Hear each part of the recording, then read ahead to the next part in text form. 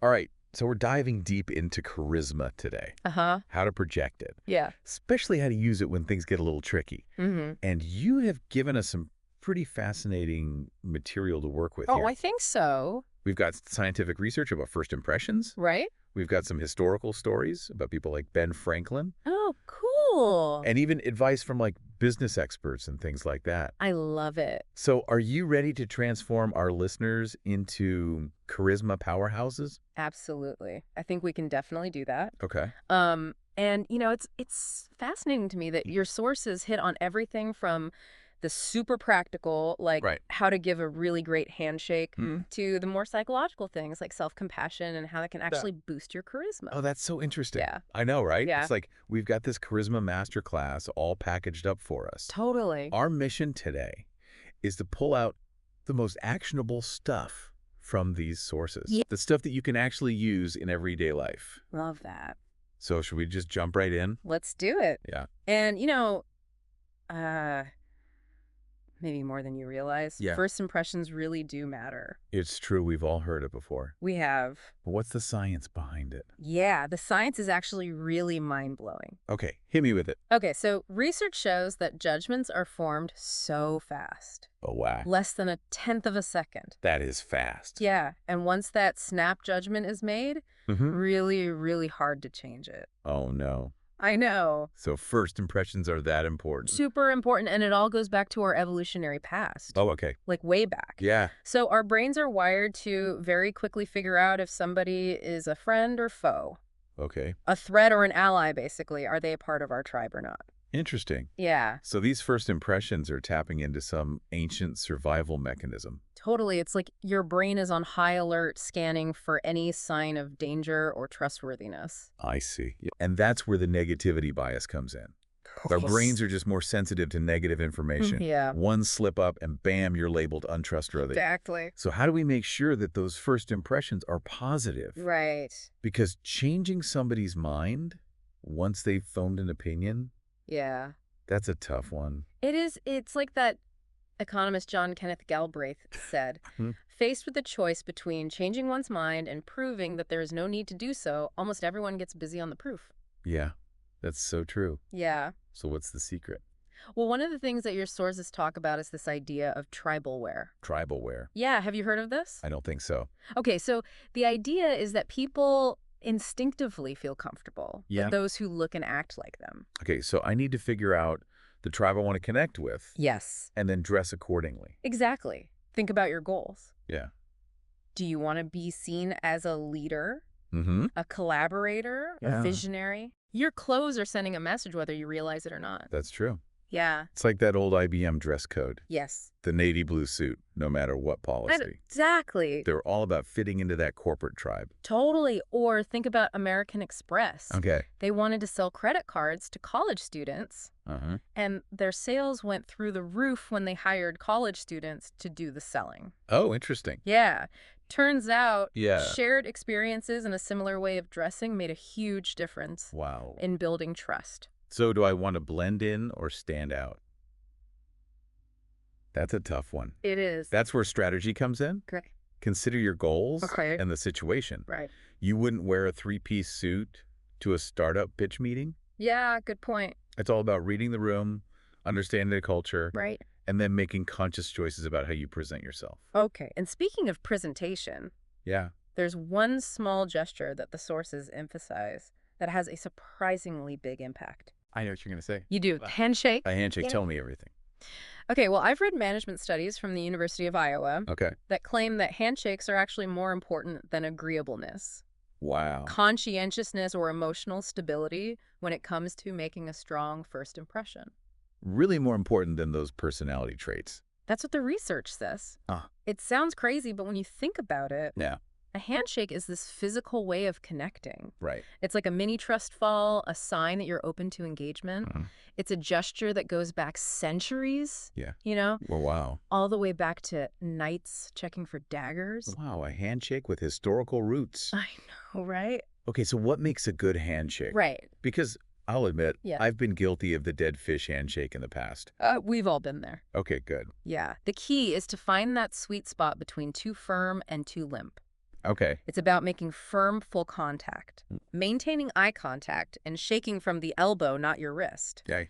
It conveys warmth and confidence without being aggressive. Okay. No more dead fish for me. Good. I'm going to practice my power handshake. Love it.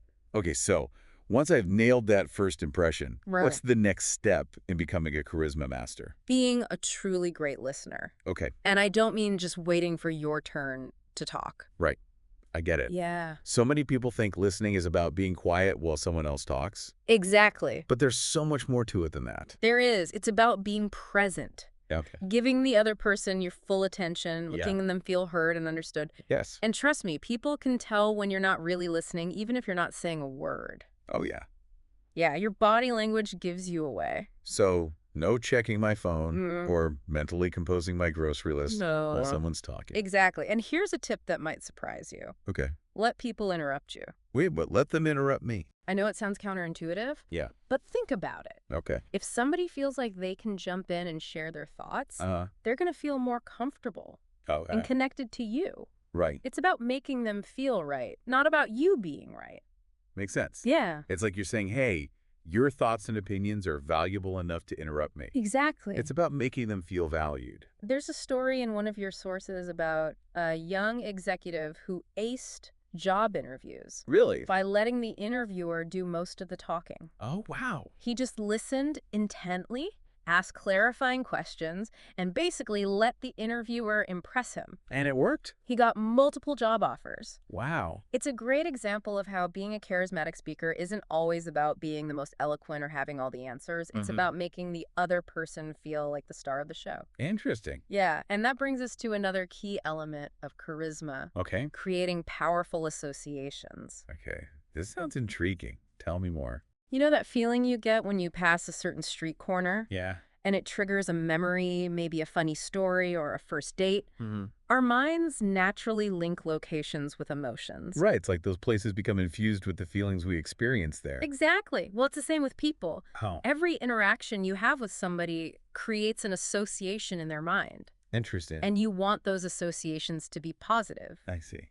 Yeah, you want them to feel good when they think about you. Okay, I get it. Right. It's like building a positive brand in someone's mind. Totally. So how do I make sure those associations are good ones? Well, there's a fascinating story about a group of rising stars Okay. at this big accounting firm. Uh-huh. They were super talented, chosen for their expertise, Mm. but they ended up being disliked by everyone. Oh, what went wrong? Well, their job was to go into local offices and basically point out mistakes and shortcomings. They were the fix-it team. Ouch. So they became associated with stress, anxiety, basically all the negative feelings that come with getting called out. Right. It's a great example of how even brilliant, well-intentioned people Yeah, can inadvertently create negative associations. that's so true. So what's the solution? Right. How do we create positive ones? I'm guessing it's not by pointing out people's flaws. Definitely not. Okay. The sources suggest focusing on making people feel good about themselves. Okay. Don't try to impress them. Mm. Let them impress you. Oh. Be genuinely interested in what they have to say. Ask insightful questions Okay. and make them feel like the most important person in the room. It's like that saying, people may not remember what you said, but they'll always remember how you made them feel. Exactly. You want to be associated with warmth, excitement, a feeling of connection. And how do I do that? That's where the power of speaking in pictures comes in. Speaking in pictures. Uh-huh. Okay, I'm intrigued. Yeah. Tell me more about this. Our brains are wired to process images way faster and more deeply than words. Yeah, it's like nonverbal communication has this express lane to our emotions. Ah, It bypasses all that logical stuff and speaks directly to our gut feelings. interesting. Yeah. So it's not just what you say, Right. it's how you say it Yeah. and what your body's saying at the same time. Exactly. And that's why visual metaphors and storytelling are so powerful. I see. Yeah, they create these vivid images in the listener's mind, Okay. which makes your message more impactful and memorable. Like Steve Jobs launching the iPod Nano. Yes. He wanted to show how small and light it was, so he pulled it out of the tiniest pocket of his jeans. I love that example. Yeah. It was so simple but so effective. Right. And then he showed a slide comparing the Nano's weight to 8 quarters. Again, simple but effective. Yeah. He was speaking in pictures, and it worked brilliantly. Okay. So how do I get better at speaking in pictures? Right. Do I need to start carrying props around with me? Not necessarily. Okay. It's more about being mindful of the images you're creating with your words and your body language. Hmm. Think about using metaphors, Okay. analogies, and stories to make your points more vivid and engaging. So instead of saying this project is really important, Yes. I could say this project is the cornerstone of our entire strategy. Yes. Without it, everything else crumbles. Exactly. Got it. You're painting a picture, creating an emotional connection. Okay. And speaking of emotional connection, Yeah. one of the most fascinating concepts in your sources is emotional contagion. Okay. Remind me about that one. Okay. It's the idea that emotions can spread from person to person, right? Right. It's like a ripple effect. Yeah. And it all comes down to these amazing things called mirror neurons. Uh-huh. They're cells in our brains that fire when we observe someone else's actions or emotions. Interesting. So we're literally mirroring what we see. Yes. And that mirroring triggers a similar emotional response in us. Exactly. If you smile at someone, Hmm. they're more likely to smile back. If you're feeling stressed and anxious, the people around you are more likely to feel that way too. Wow, that's powerful. It is. So I could actually improve someone's mood just by projecting positive energy. Absolutely. Your emotions are like a virus. Oh, wow. They spread, and if you're a leader, that's a huge responsibility. Yeah, that's a lot of pressure. It is, but also imagine walking into a room and lifting everyone's spirits just by your presence. That would be pretty amazing. I know. Okay, I'm starting to see how all of this connects. Mm-hmm. The body language, Yeah. the emotional awareness, the way we communicate. Right. It's like a whole body approach to charisma. It is, and one of the most critical elements is eye contact. Oh, yeah. You can't be charismatic without it. You can't. It's true. Yeah. Eye contact is so powerful. Yeah. It makes people feel seen, acknowledged, Yeah. valued. Right. Like you're saying, you matter to me. And charismatic people know how to use eye contact to make you feel like you're the only person in the room. Wow. But it's not just about looking at somebody. It's about how you look at them. Oh, interesting. Tell me more about this. So there's this neuroscientist, Les Femi, Okay. who studied different types of eye contact. Mm-hmm. He talks about soft focus and hard focus. Okay. Soft focus is more relaxed and inviting, Mm-hmm. while hard focus can feel intense, even intimidating. So for charisma, I'm going for soft focus. Exactly. Imagine there's a tiny dot in the center of the other person's people, Okay. and keep your gaze soft and receptive. Got it. This creates a sense of connection and makes people feel comfortable opening up to you. Okay. No more staring people down. Good. So we've talked about eye contact, Right. but what about the rest of my body? Yeah. What about posture? Posture is huge. Right. It's all about how you take up space and how you carry yourself. Right.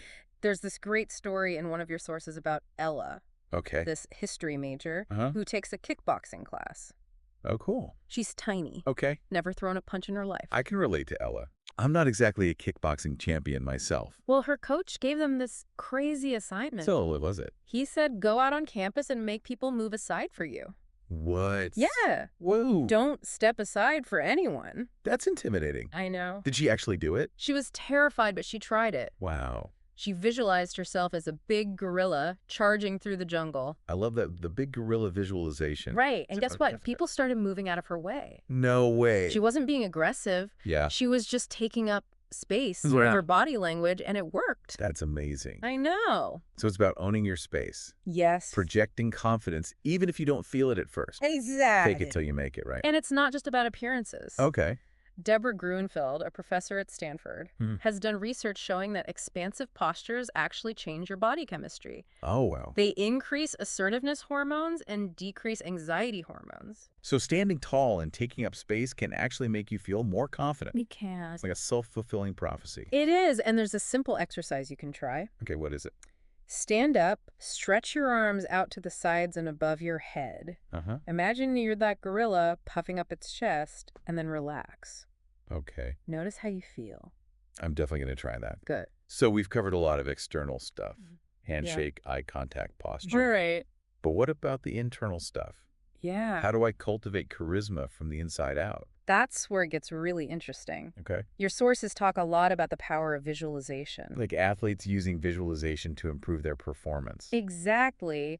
When we vividly imagine ourselves doing something or feeling something, our brains actually fire the same neural pathways as if we were actually doing it. Really, so it's like mental rehearsal. Yes. We're priming our brains and bodies to act in a certain way. Right. Mhm. And one of the most effective visualizations for charisma is the power pose visualization. Oh, right back to the big gorilla. You got it. So I imagine myself charging through the jungle, taking up space, feeling powerful. Exactly, but you can also do it in a more subtle way. Okay. Stand with your feet shoulder width apart, hands on your hips, chin lifted slightly. Okay. Hold that pose for a minute or two and really feel that sense of confidence expanding within you. Got it. Power pose check. Awesome. Any other visualizations I should try? There's one that sounds a little strange, but it's incredibly effective for cultivating warmth and empathy. Okay. I'm listening. Imagine everyone with angel wings. Angel wings. Yeah. I'm picturing it now, and it's actually kind of beautiful. Right. Yeah. It's about shifting your perspective, Mhm. seeing the inherent goodness in everyone, Okay. even those who might seem difficult or challenging. So instead of seeing a grumpy coworker, Yeah, I see someone with luminous angel wings. exactly. And that shift in perspective changes everything. Wow. It softens your demeanor, Uh-huh. warms your expression, makes you more approachable and relatable. It's like you're radiating kindness and compassion, Right. and people can sense that. Exactly. And speaking of radiating warmth, Okay. one of the most powerful internal states we can cultivate Huh. is gratitude. I've heard that gratitude is good for you, but how does it relate to charisma? Gratitude literally floods our systems with feel-good hormones, Oh. like oxytocin, which creates a sense of warmth and connection with others. So if I'm feeling grateful, I'm more likely to connect with people on a deeper level. Absolutely. There's a simple exercise you can do. Okay.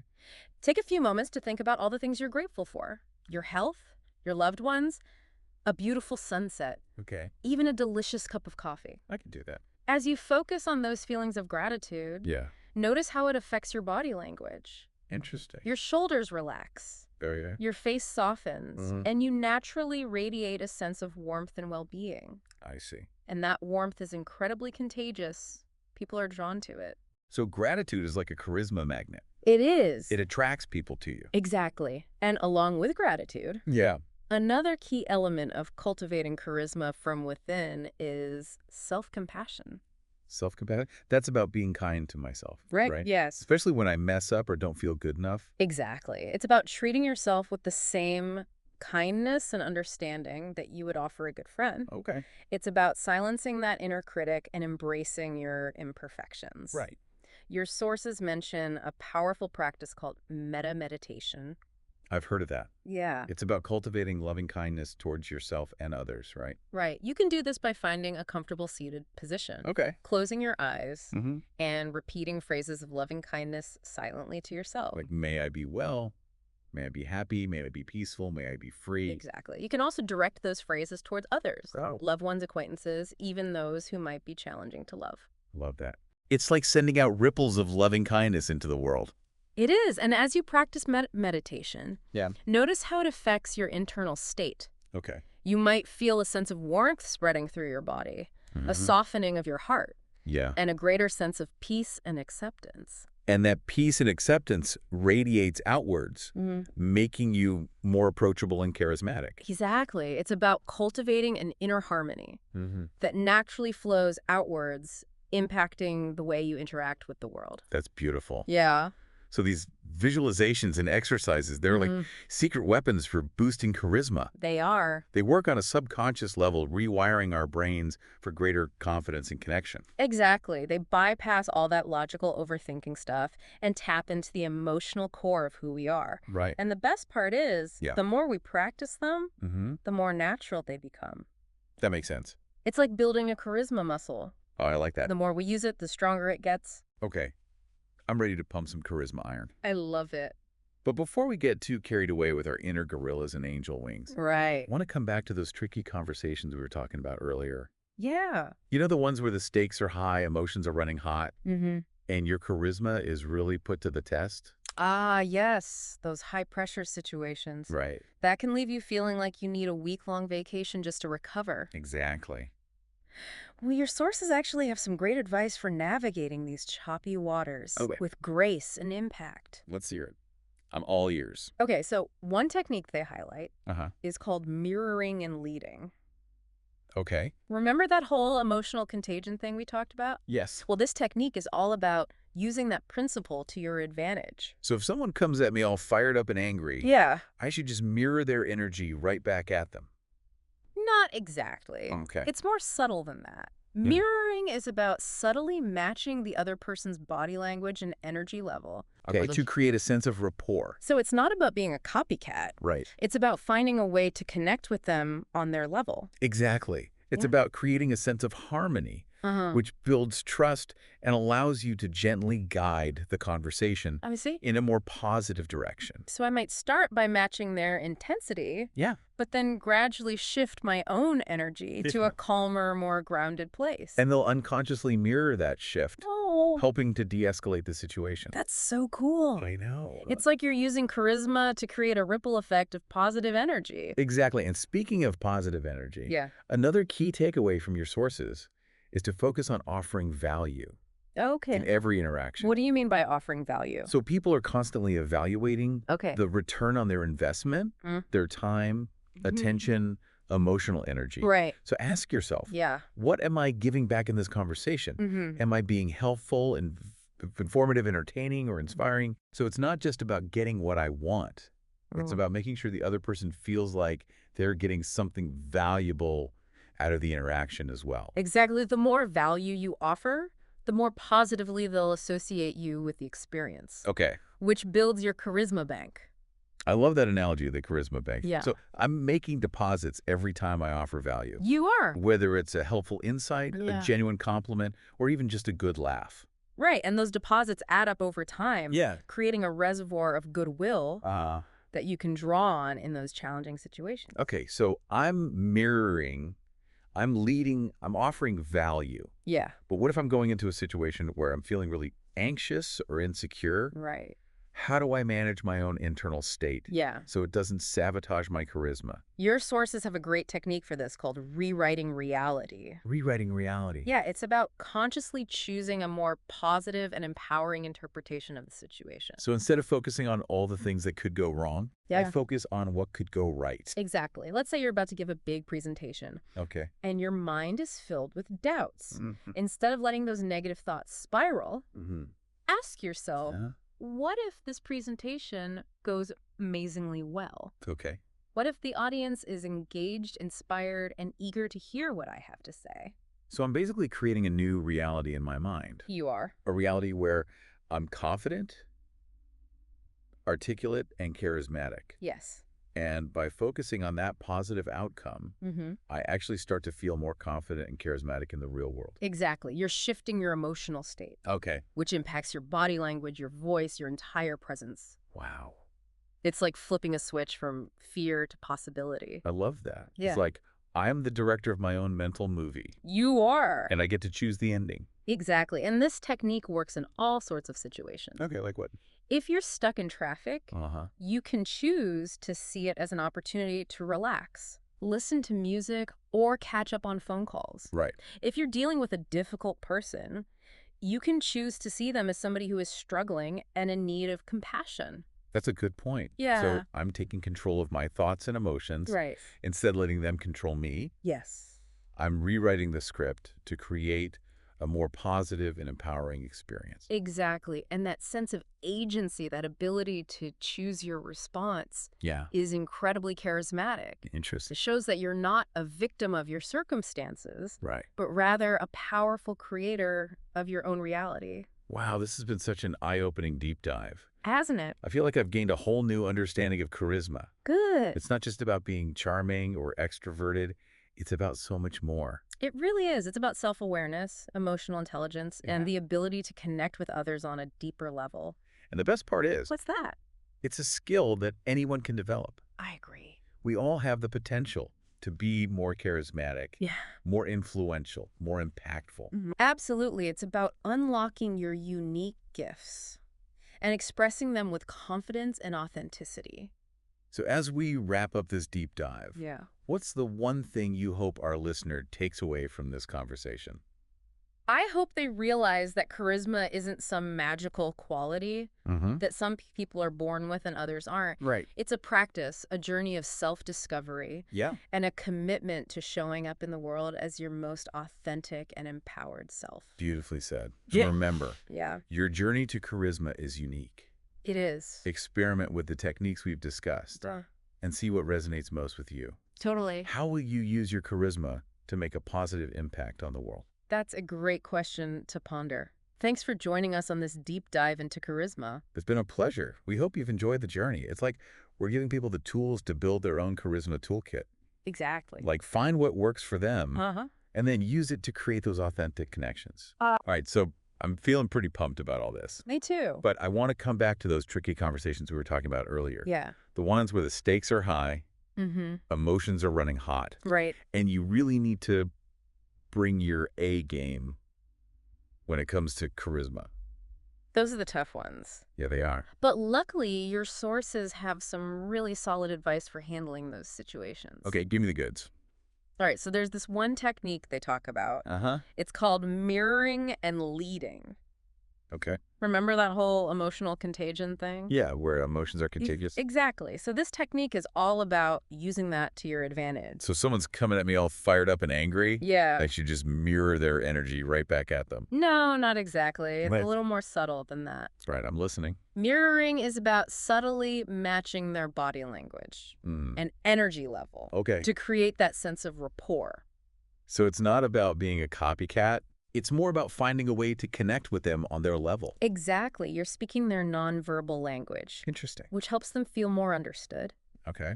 It creates a sense of harmony, which builds trust, and then allows you to gently guide the conversation in a more positive direction.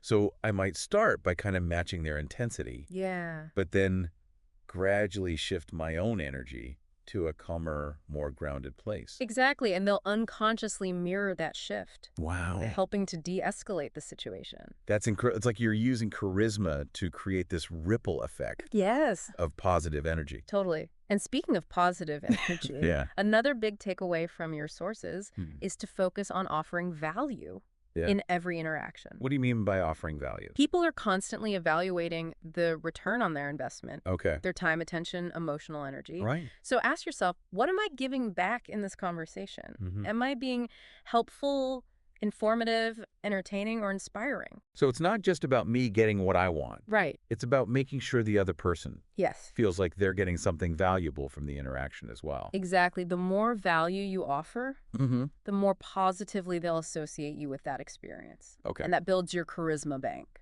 I love that the charisma bank. Yeah, I'm making deposits every time I offer value. you are. Whether it's a helpful insight, a genuine compliment, or even just a good laugh. Exactly. And those deposits add up over time, Yeah. creating a reservoir of goodwill that you can draw on in those challenging situations. Okay, so I'm mirroring, I'm leading, I'm offering value, Uh-huh. but what if I'm going into a situation where I'm feeling really anxious or insecure? Yeah, those are tough. Yeah, How do you manage your own internal state so it doesn't sabotage your charisma? that's the question. Right. Well, your sources have a really cool technique for this called Okay. rewriting reality. Rewriting reality. Yes, it's about consciously choosing a more positive and empowering interpretation of the situation. So instead of focusing on everything that could go wrong, Right. I focus on what could go right. Exactly. Like, let's say you're about to give a big presentation Okay. and your mind is filled with doubts. Uh-huh. Happens to the best of us. It does. Instead of letting those negative thoughts spiral, Yeah. you ask yourself, Mhm. what if this presentation goes amazingly well? Okay. What if the audience is engaged, inspired, and eager to hear what I have to say? So I'm basically creating a new reality in my mind. You are. A reality where I'm confident and articulate and charismatic. Yes. And by focusing on that positive outcome, I actually start to feel more confident and charismatic in the real world. It's true. You're shifting your emotional state, I see. which impacts your body language, your voice, your whole presence. Interesting. It's like flipping a switch from fear to possibility. I love that. Yeah. It's like I'm the director of my own mental movie. You are. And I get to choose the ending. And this technique works in all sorts of situations. Okay, like what? If you're stuck in traffic, Uh-huh. you can choose to see it as an opportunity to relax and listen to music or catch up on phone calls. Right. If you're dealing with a difficult person, you can choose to see them as someone who is struggling and in need of compassion. That's a good way to look at it. Yeah. So I'm taking control of my thoughts and emotions. Right. Instead of letting them control me, Yes. I'm rewriting the script to create a more positive and empowering experience. Exactly. And that sense of agency, that ability to choose your response, Yeah. that is incredibly charismatic. Yeah. It shows that you're not a victim of your circumstances, but rather a powerful creator of your own reality. Wow. This has been such an incredible deep dive. I know, me too. I feel like we've given our listeners so many practical tools and techniques I think so too. for boosting their charisma and navigating those tricky situations with grace and confidence. I hope so. And you know what I think the most important takeaway is that charisma isn't some magical quality that some people have and others don't. It's not. It's a practice, it's a journey, and it's something that we can all cultivate. I completely agree. So to our listeners out there, remember, your charisma journey is unique. It is. Experiment with these tools, find what works for you, and then get out there and use your charisma to make a positive impact on the world. Beautiful. Thanks for joining us on this deep dive into charisma. It's been a pleasure. We'll see you next time.